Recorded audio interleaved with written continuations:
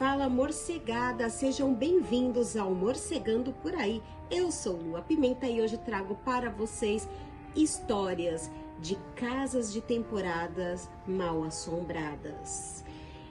Essas casas que nós alugamos no Airbnb, no Booking, enfim, vários sites e apps de casas, né? Hoje eu tenho 3 lugares pelo mundo diferente para contar para vocês. Vamos embora para Berlim. O primeiro relato é da Lúcia. Ela explica que ela estava planejando uma viagem para a Alemanha com uma amiga de trabalho. Fazia um ano já, elas pagaram tudo antes, mas bem na semana da viagem, a amiga da Lúcia recebeu uma promoção no trabalho e decidiu de não ir. E como a Lúcia estava acostumada a viajar sozinha, ela se importa, enfim, amizade saudável, ela foi sozinha e a amiga de boa curtiu a promoção.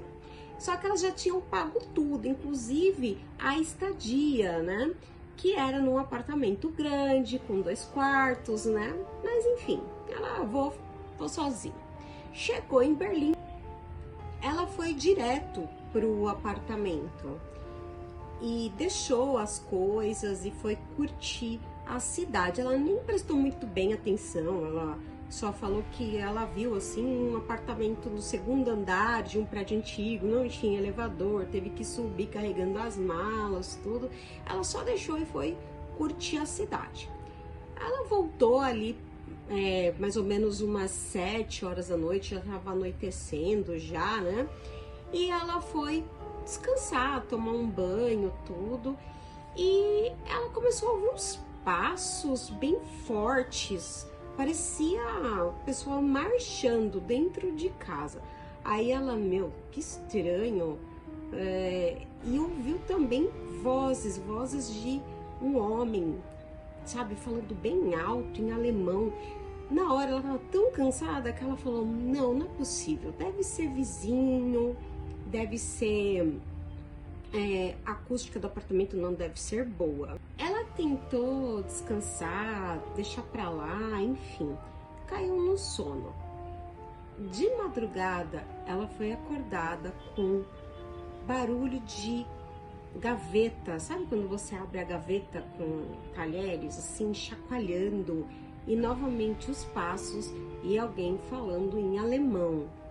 Aí ela ficou muito assustada, ela não entrou alguém dentro desse apartamento, não é possível. Eu ficaria desesperada também, imagina. Aí ela pegou e ela saiu do quarto para ver o que era. Quando ela chegou, porque tava vindo o barulho da cozinha, ela olhou a cozinha, não tinha ninguém. O outro quarto, que era para ser o quarto da amiga, ninguém, tudo tranquilo. Aí ela, deve ser coisa da minha cabeça, porque ela passou o dia inteiro vendo aqueles museus, aquelas histórias todas pesadas, decidiu descansar, dormiu, não viu mais nada.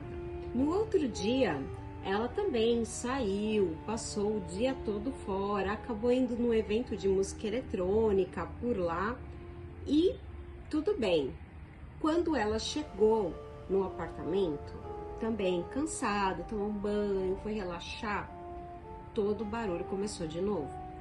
Era um barulho de passos bem pesados e ela até apelidou essa cidade, eu não sei, de soldado, porque para ela era uma marcha.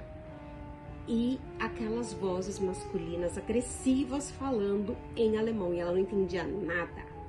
E ela ficou muito nervosa, ficou com medo. Mas ao mesmo tempo ela ficava, não é possível, alguém tá entrando dentro desse apartamento, vai fazer mal pra mim, fisicamente, enfim. Pois ela fez aquilo que todo mundo do filme de terror faz, ela foi de novo, ela acendeu todas as luzes da casa pra ver se tinha alguma coisa. Nada. Aí ela foi apagando as luzes, ela ouviu um barulho de alguma coisa movendo no canto da salinha da casa, né, do apartamento. Ela olhou e viu direitinho a silhueta de uma pessoa, assim, tipo, só que totalmente preto, como se fosse um povo da sombra, sabe? sombrona assim pra ela, enorme. Ela ficou desesperada, correu pro dentro do quarto, falou que naquele dia ela dormiu com a porta trancada e coberta na cabeça, assim, com a luz acesa.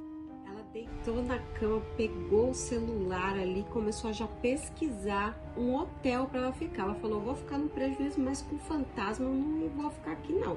Eu faria o mesmo, nossa, porque é assustador, né?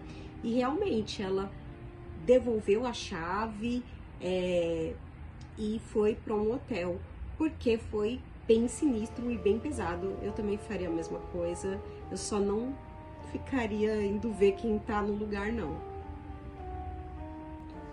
O segundo relato é do Pedro.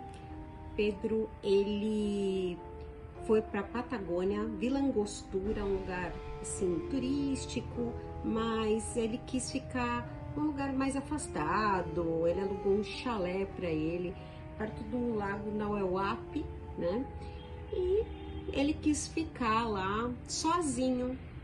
É bem corajoso, Pedro, sozinho, ele alugou um chalé todo de madeira, toda antiga. Ele adorou.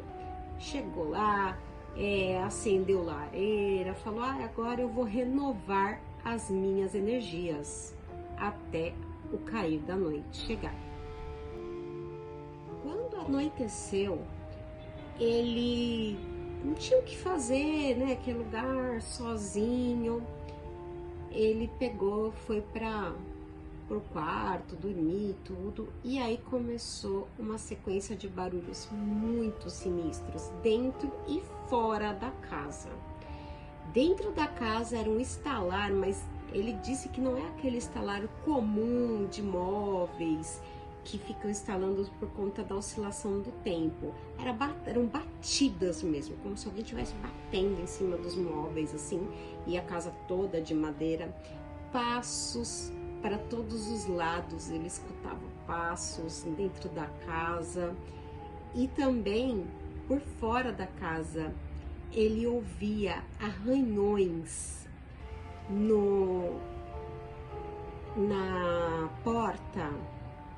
E ele falou, como é uma floresta, pode ser que esses arranhões na porta que ele ouvia, pode ser algum bicho. Só que ele chegava a olhar da janela, não tinha nada. E ele ouvia muitos sussurros do lado da casa, como se tivesse alguém, às vezes dentro da casa. Ele falou que foram 4 dias tensos, ele não quis ir embora, porque ali é um lugar um pouco distante, difícil de se locomover, de achar um outro lugar para ele ficar, enfim. Então ele preferiu aguentar ali firme e forte. Durante o dia, ele chegou a conversar com locais ali, donos de restaurantes e lugares, sobre esses barulhos, e eles super falaram que é comum, que são espíritos da floresta. Gente, como eles são bem tranquilos, né? São só espíritos da floresta. E o último relato é do Roberto. Aconteceu em Takayama, uma cidade no Japão, uma cidade mais interior ali, que tem aquelas casinhas mais antigas, né? Mais próximo das montanhas, tudo. Ele conta que ele ia ficar ali naquela cidade uns 7 dias, né? Ele alugou uma casinha pequenininha para ele ficar, bem antiga, tudo. E tava tudo certo. Ele bem bonitinho, aquela casa bem típica japonesa, que quando você chega você tira os sapatos para entrar. E o Roberto, ele fala que ele tem como um toque, assim, ele é muito organizado nas coisas, e ele chegou, quando tirou os sapatinhos, né, colocou lá o chinelinho para andar pela casa, deixou tudo organizado, tirou as coisas da mala, deixou tudo organizado e foi fazer os passeios, conhecer a cidade, comer restaurante, coisas normais, típicas. Quando ele chegou no lugar à noite, assim, né, já tava fechando as coisas, ele chegou para descansar, ele percebeu que muitas coisas dele estavam fora do lugar. Ele tinha colocado algumas roupas dobradas já, ali respeitando os dias que ele ia usar, tava fora do lugar, desorganizado, não tava dobradinho. Ele achou estranho, ele, nossa, eu não faço isso de jeito nenhum. Ele cogitou até de alguém ter entrado lá e mexido nas coisas dele. Aí, ok. Ele falou, deixa pra lá, coisa da minha cabeça. Foi sentar pra assistir uma televisão, o controle remoto não estava em lugar nenhum. E ele encontrou o controle remoto em cima da máquina de lavar roupa. Coisas dele pessoais estavam espalhadas nos lugares que não tinham absolutamente nada a ver. No outro dia ele foi para sair e só tinha um pé do tênis dele lá na porta antes de entrar. O outro e estava para dentro da casa, né? Não para fora, mas estava na porta ali no hall. E aí ele procurou e achou dentro do banheiro coisas assim bizarras estavam acontecendo. Como ele havia feito amizade com pessoas ali, né, do local, ele chegou a falar assim, nossa, tá acontecendo alguma coisa estranha lá onde eu estou hospedado,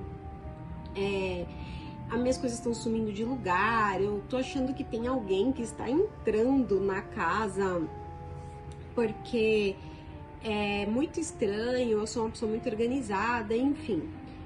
Aí as pessoas que estavam ali na roda conversando com ele deram risada e falaram, isso daí é Ashinaga Tenaga. Aí ele, o que é Ashinaga Tenaga? Aí eles contaram, Ashinaga Tenaga são dois seres da mitologia deles, né? Do folclore local. Um tem um braço muito comprido e o outro tem uma perna muito comprida. Então dizem que o que tem o braço muito comprido sobe no cangote do que tem a perna muito comprida para eles pescarem no rio. Tanto que tem uma ponte que tem deixa até a imagem aqui para vocês verem, a estátua deles, né? E aí ele, nossa, mas o bicho é do rio e vai entrar na minha casa? Sim, né? Inclusive para que eles parem de ficar mexendo nas suas coisas, existe uma solução. Ele deveria ir até a ponte e jogar duas moedas, um para Ashinaga e outro para Tenaga, pedindo para que eles fossem embora e deixassem ele em paz na casa. Ele foi lá, né? Achou meio besta, mas falou, vou fazer, né? Quem sabe? E fez tal, mas ele levou meio que na brincadeira.